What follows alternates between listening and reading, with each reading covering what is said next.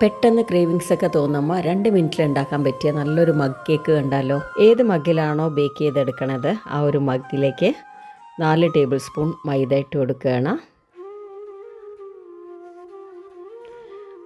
1 tablespoon cocoa powder, 1/2 teaspoon baking powder, 1/8 teaspoon baking soda, 1 pinch ഉപ്പ്, 1/2 teaspoon instant coffee powder, 4 tablespoon പൊടിച്ച പഞ്ചസാര mix ചെയ്ത് കൊടുക്കുക.